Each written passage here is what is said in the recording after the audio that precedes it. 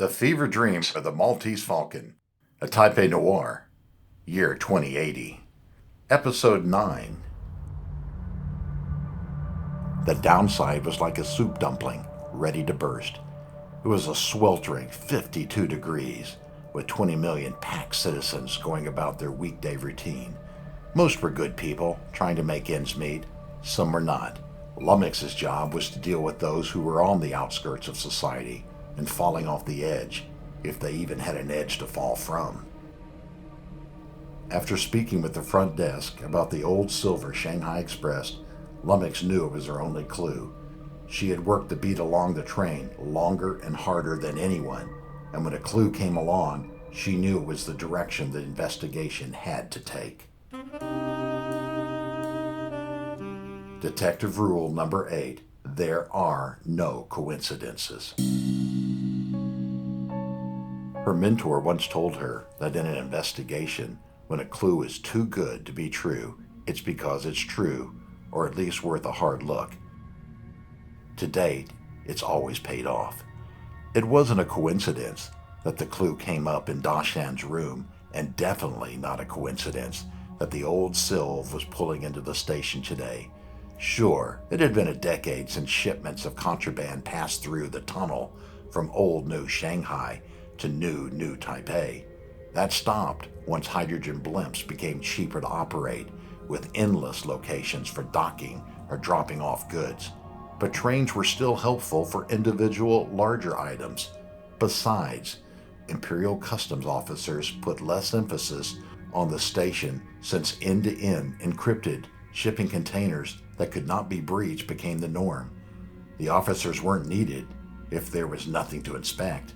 With less attention came the benefit of smuggling smaller items that could be easily hidden on one's person. The small pillbox was a no-brainer. Even with the advancements of internal X-ray, it was still undetectable. When Lummix arrived at the station, she quickly knew something was seriously wrong. Jesus, somebody got their wires crossed, Lummix said under the golden glow of the silver Shanghai train, which was ablaze. Was anyone on board? Lummix asked a passing station clerk, as if a burning train was an everyday occurrence. No idea, and he kept walking. Anyone on the train? Lummix stopped a security guard in a tacky uniform. Nah. Everyone was already off before the blaze started, the guard reassured. How do you know? Lummix asked. Everybody knows, the guard shot back. What started the fire? The guard was cautious. These things happen more than you think. Old wiring on the caboose becomes faulty. Sparks fly, and voila!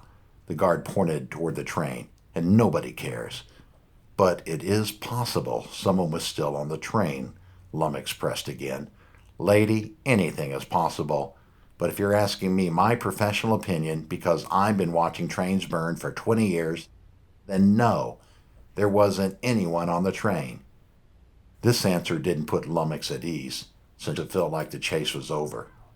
If there was somebody on the train, God forbid, the guard continued. You'll need to wait until this hot mess cools down to search for a body, which could take up to a week. Lummix knew the coincidence of the burning train being the same train the front desk told her about was impossible.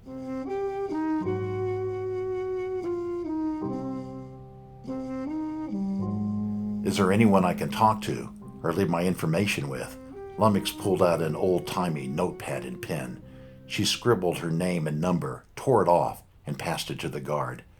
Don't think I'm going to tell a hello you. I'm married, the guard quipped playfully. Even better, Lummix winked and walked away.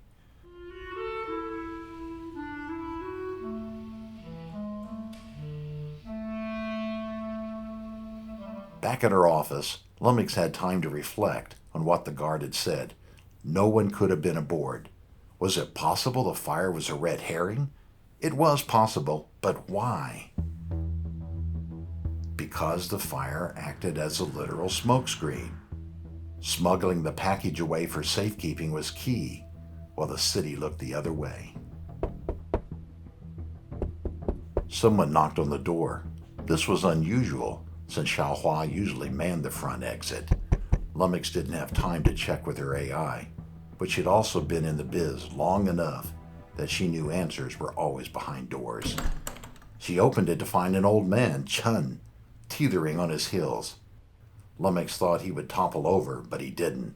Instead, the gray-bearded man spoke through a dry, cracked lip with a spot of blood. "Lummix Lee?" the old man stammered. "Who wants to know?" she asked back. "I just want to make sure I'm getting this to the right place." Chen reached into his pocket and pulled out a tiny package. His arm was shaking. It was smaller than Lummix expected. "There wasn't a case?" she asked. Chun lifted a small chrome case with an impressive extra lock. "This is what they were after. There's a decoy in here, but I put the real deal in my pocket."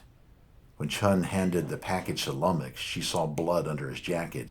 "You're bleeding." "Well, they got me." And Chun collapsed. Lummix checked his pulse, but he was dead.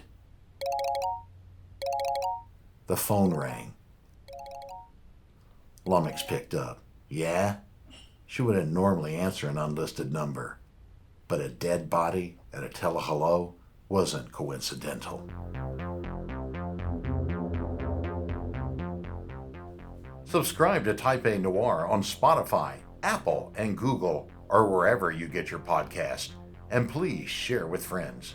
Taipei Noir is distributed under a Creative Commons Attribution Non-Commercial Non-Derivatives 4.0 International License, which means share it with your friends, but don't use it in your own work and don't sell it. See you on the downside.